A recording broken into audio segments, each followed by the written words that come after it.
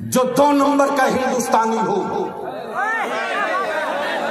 तुम्हारे बलियावी ने आज नहीं पार्लियामेंट में भी कहा था कि मोदी भाई अगर पाकिस्तान के आतंकी कंट्रोल नहीं हो रहे तो 30% फौज में मुसलमान के बच्चों को जगह दे दो। लब्बैक या रसूल अल्लाह, लब्बैक या रसूल अल्लाह, लब्बैक या रसूल अल्लाह, अल्लाहुम्मा लब्बैक या रसूल अल्लाह।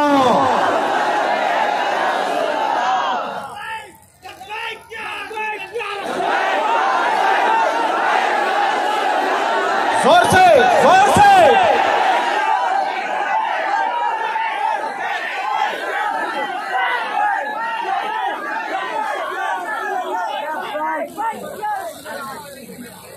ये नारा नहीं है, तवज्जो चाहो, ये नारा नहीं है, ये ईमान वालों की बख्शिश की चाबी है। ये नारा नहीं है,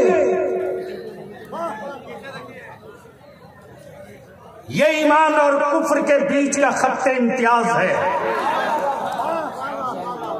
ये नारा नहीं है, वफादार मुस्तफा और गद्दार मुस्तफा के बीच की पहचान है। बलियावी तो इदारे शरिया की तहरीक लेकर गली गली पागल की तरह घूम रहा। सवाल है मेरे नबी के नामूस और इज्जत की। हम अपनी जान से समझौता कर सकते हैं, नबी की अजमत से समझौता कभी नहीं करने देंगे।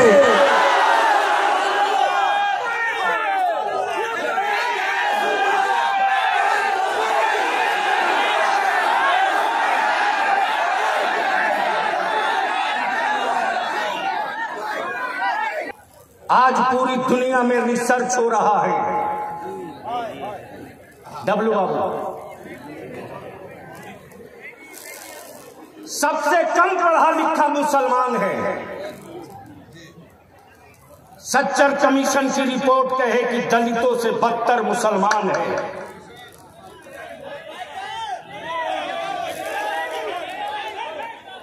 पूरी दुनिया ये देख रही है कि गरीबी में 1 नंबर पे मुसलमान है।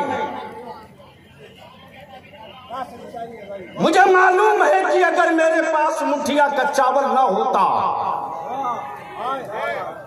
और मेरे पास ज़कात के पैसे ना होते तो हुकूमतों के भरोसे शायद हम अपने बच्चों को पढ़ा नहीं पाए होते।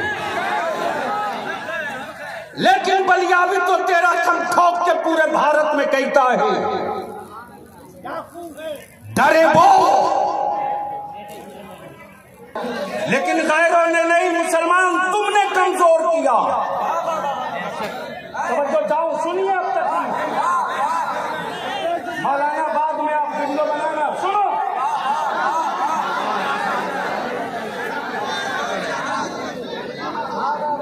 जो लोग आ गए हैं जल्दी बैठ जाए, जगह ले ले। ये देखिए सब कराइबर बढ़ा रहा। ये फेसबुकिया मुकर्रिर अवार्ड शौकिया मुसन्निफों ने नाश कर रखा है, लेकिन हुल्ला बोल इनके खिलाफ भी मैं करूंगा, छोड़ूंगा नहीं। मुझे मालूम है कि अपनी औलादों का पेट काट काट कर हमारे बच्चे एक एक जलसा करते हैं।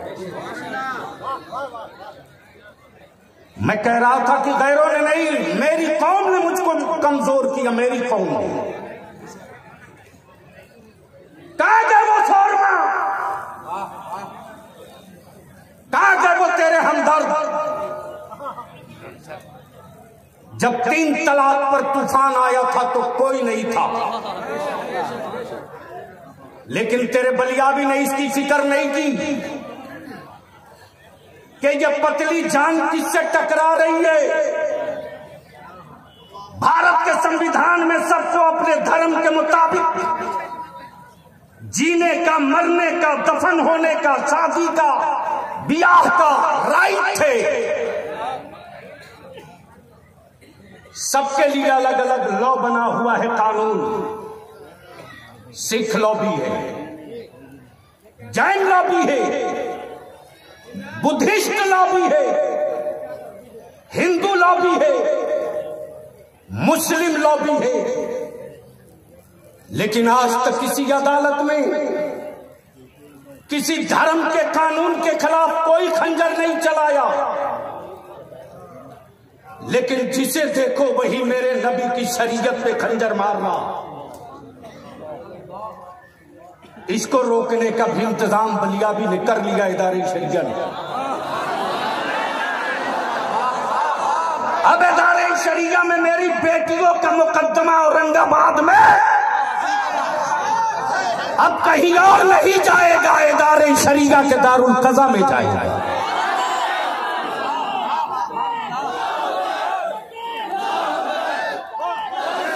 नारा मत लगाओ बेटे, नारा मत लगाओ। आज बलियाबी का दर्द सुन लो। आज तेरा बलियाबी बुखार में खड़ा है, शायद ये जोगिया की आखिरी तकरीर हो। मैंने जवानों के चेहरे देखे हैं सिर्फ, वरना इससे बड़े बड़े मजमे को तेरा बलियाबी रोज देखता है। आए हो अपने घर बार छोड़ करके तो कुछ पैगाम लेकर जाओ। मैंने इदारे शरिया की तहरीक बेदारी निकाली और आपसे भी कह रहा हूं कि पार्टियों के झंडे लेकर बहुत निकले हो, नामुसे रिसालत का झंडा लेकर निकलना पड़ेगा। ईद बाद फिर शुरू हो रही है हलीम भाई, वो तहरीक रुकेगी नहीं। जिसको जब जी में आवे तब मेरे बच्चों को आतंकवादी कह के जेल में डाल दो। 25 साल 30 साल 20 साल जेल की सलाखों में मेरे बच्चों को तड़पाया जाता है।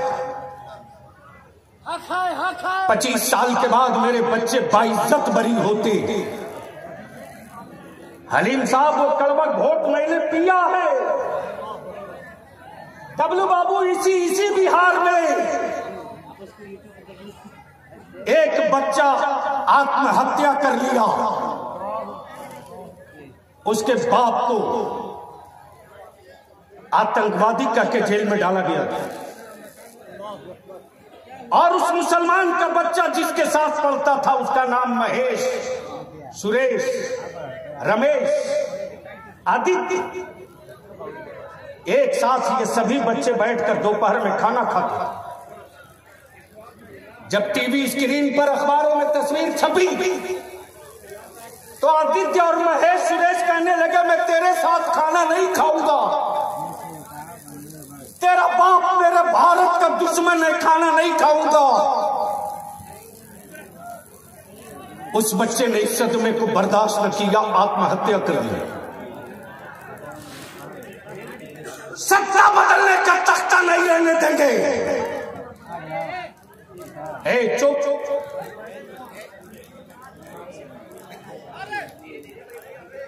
तुम साथ रहो न रहो, तेरी नस्लों की आवाज उठाते रहूंगा। जहेज की लालच ने मेरी बेटियों को बोझ बना दिया, महंगी शादियों ने मेरी बेटियों की आबरू छीन ली। मिशन और तहरीक हो जाएगा, अभी पीछे रखवा दीजिए।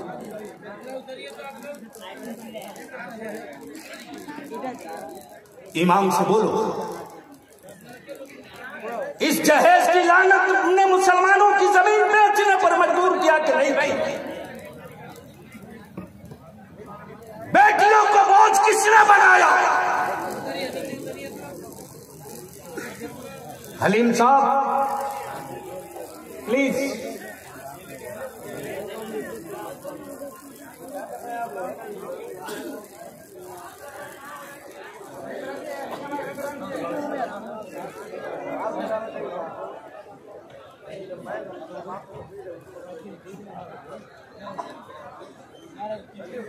हो गया? अरे हुआ तो बैठ।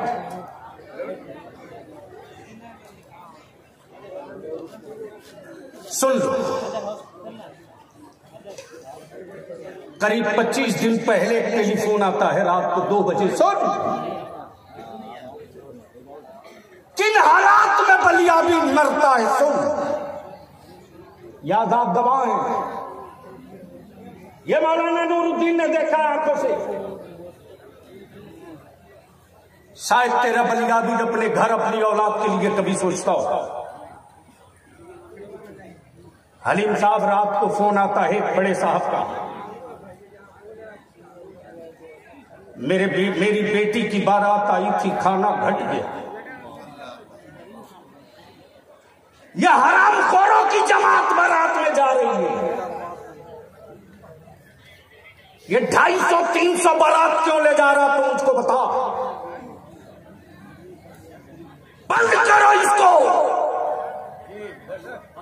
वरना तेरी औलादों का कोई वजूद नहीं बचेगा। बंद करो इसको। फोन आता है 2:30 बजे के बाद। हलीम भाई, 2:30 बजे के बाद फोन आता है कि जिस साहब ने फोन किया उस वक्त मैं फोन नहीं उठा सका। उसको बैठा लो जल्दी से। 1 मिनट नहीं लेगा, स्टेज माइक से हट जाऊंगा। 1 मिनट नहीं लेगा। जब तेरा बलियाबी खड़ा होता है ना तो मुल्क सुनता है, मुल्क। और तेरे बलियाबी के दोस्तों से ज्यादा दुश्मन सुनते हैं। जब करबला के नाम से लोगों को इनको न डर है तो करबला वाले निकल जाएंगे तो जमाना क्या करेगा।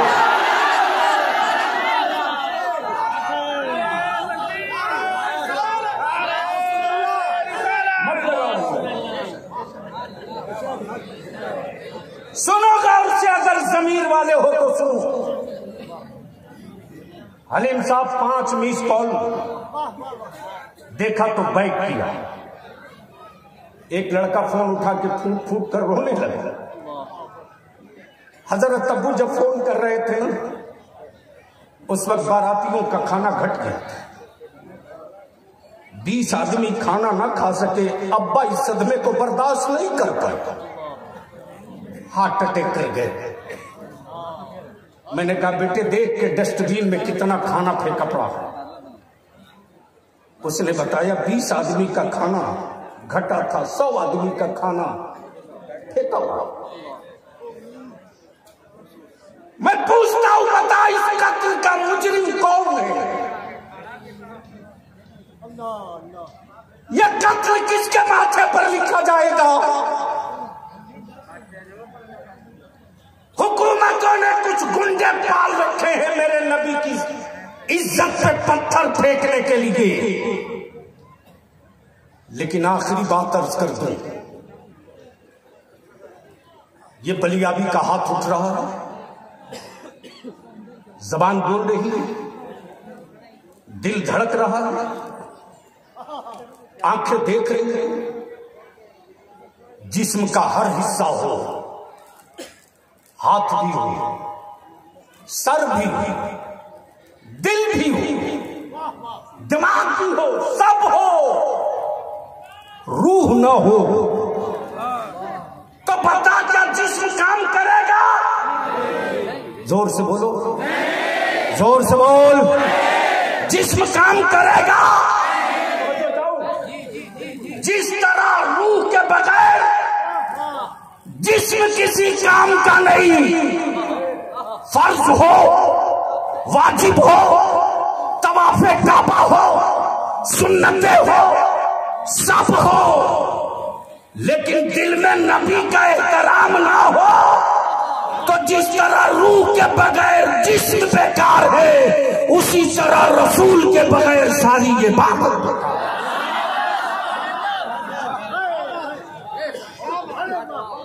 अब मैं आपसे पूछूं,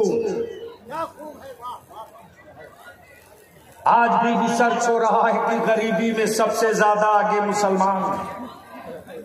अनपढ़ों में सबसे बेसी मुसलमान। और हैरत की बात है WO सच्चर कमीशन की रिपोर्ट सब बेईमानों ने इलेक्शन में दिखाया, सबने दिखाया, लेकिन वोट लेने के बाद कभी ये नहीं सोचा कि आखिर ये गरीबी दूर कैसे होगी, मुसलमानों के बच्चे पढ़ेंगे कैसे। इसके लिए हम आपसे विनती करके कहेंगे, हाथ जोड़ के कहेंगे, जितने गांव से आए हो, और अब तो तहरीक चल पड़ी है इदारे शरिया की, बारातें वापस लौटाना शुरू कर दिया मेरे जवानों ने। अभी 16 बारात वापस लौटाया मेरे जवानों ने। डीजे बाजा नाच गाना पटाखे के साथ बारात आ रही थी। जमुई में जवान खड़े हो गए चट्टान की तरह कि अब मेरे गांव में कोई बाजा बजा कर बारात नहीं आएगी, मुस्तफा की नाम पढ़ते बारात आएगी, बाजा नहीं। ये तहरीक चल पड़ी है इदारे शरिया की। हम आपसे विनती करके कहेंगे, मत 3 टाइम खाओ, 2 टाइम खाओ, मत अच्छा मकान बनाओ, टोटी खाट पे सो। बंद करो बेटों को कीमती मोबाइल दिलाना। इस मोबाइल के डब्बे ने मेरे घर की बेटियों की इज्जत हल्की कर दी। किसी बाप की औकात है जो अपने बेटा या बेटी का मोबाइल चेक कर ले? आवारगी के किस राह पे बेटों को डाल रहे हो? बंद करो इसको। निकाह को सस्ता करो और उसी पैसे को बचाकर अपनी औलादों को पढ़ाओ। इसका असर तुझको 2-4 साल में नहीं दिखेगा, इसलिए कि पेड़ लगने के बाद फल का इंतजार करना पड़ता है, और उसी पेड़ से फल निकलता है जिसे आदमी लगा हुआ। बंदरों के लगाए हुए पेड़ों से कभी फल नहीं निकलता, इसलिए कि बंदर अगर पेड़ लगा दिया सुबह तो शाम तक 20 मरतबा उखाड़ के देखता है लगा कि नहीं लगा, लगा कि नहीं लगा। हलीम भाई, यानी इतना उखाड़ेगा लगाएगा कि जब तक सूख न जाए छोड़ेगा नहीं। इसलिए मैं आपसे विनती करके कहूंगा, उलमा की तकरीरें सुनना, शोहरा की नाक सुनना, लेकिन ये मैसेज और पैगाम लेकर जाओ।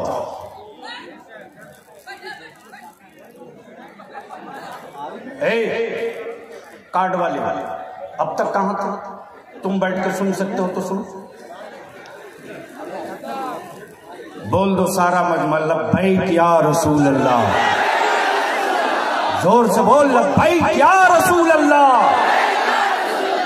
लब्बैक या रसूल अल्लाह। तो मैं आपसे पूछ लूं, देख लूं, अभी आप बोलते हैं ज़ैनुल आबिदीन पढ़ रहे थे और लोग भी पढ़ेंगे तो उछल रहे थे। मैं भी थोड़ा थर्मामीटर लगा के देख लूं कि जिंदगी है या मरी लाशें इकट्ठा है।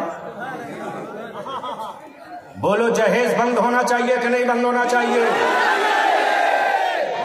क्या उलमा इकराम चाहते हैं लेंगे?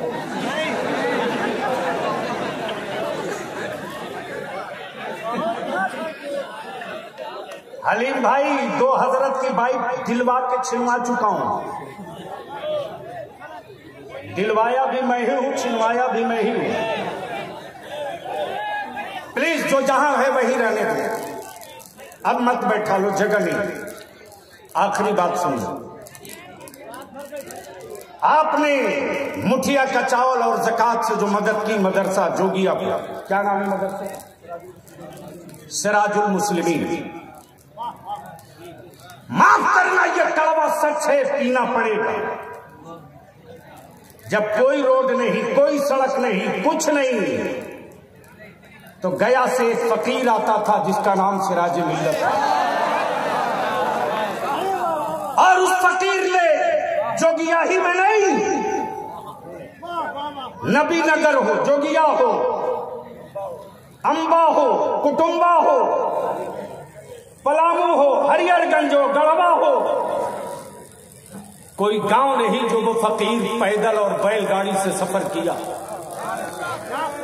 और उस फकीर का एक ही मिशन है कि बाबू हो घर में गल्ला रहे न रहे, मुस्तफा की मोहब्बत का चिराग जलता रहे।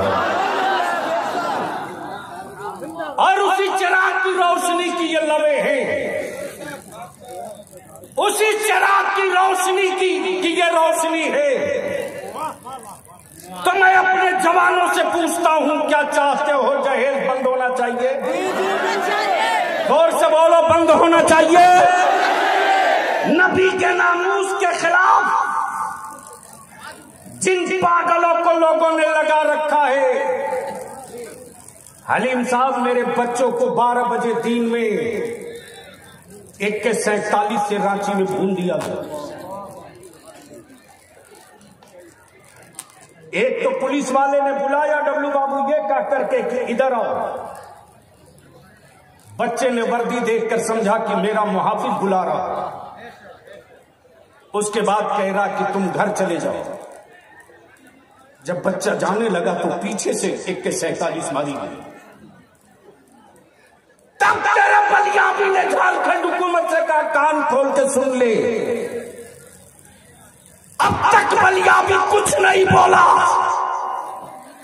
लेकिन नबी की इज्जत पे हाथ डालोगे तो हम अपने उलमा को लेकर सड़कों पर निकल जाएंगे, तो जेलों का साइज छोटा पड़ जाएगा नबी वालों के सामने। नारे नारे रिसालत, अज़मत मुस्तफा अल्लामा गुलाम रसूल साहब क़िबला बलियावी, नारे तकबीर। माशाअल्लाह, उस जात से आपने 8 हज़रात तकरीर समाअत फरमा रहे हैं जिन्होंने कुफ्र की ताबूत में आखिरी कील ठोक दी है। इसके लिए मैंने तय किया कि एक कानून बनना चाहिए, हमारे मजहब का हो चाहे किसी भी मजहब का, किसी भी धर्म का कोई व्यक्ति हो, जो सबके लिए काबिल कबूल है।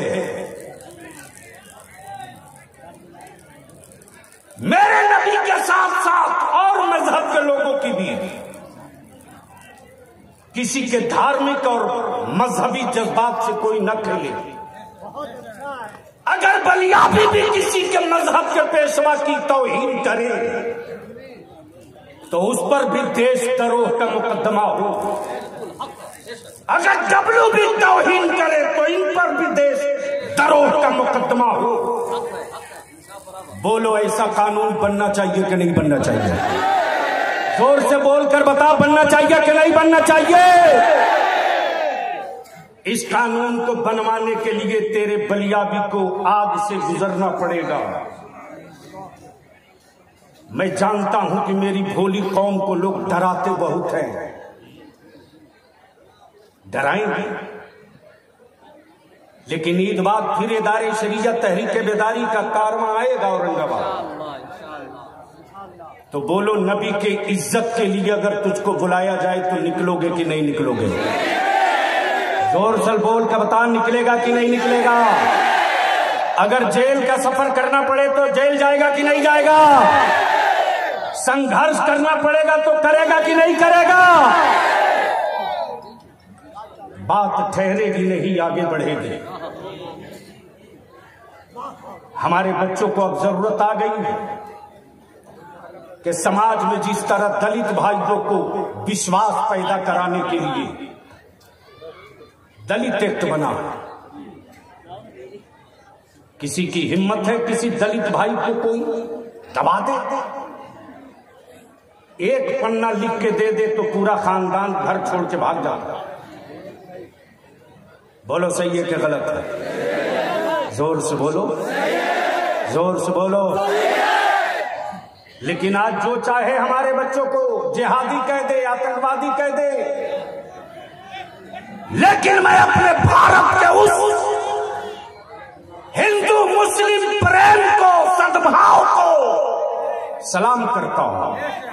हलीम भाई अगर अब्दुल्ला रोजे से है तो डब्लू सिंह सामने खाना नहीं खाता कि कहीं मेरे मुसलमान भाई को तकलीफ ना हो जाए।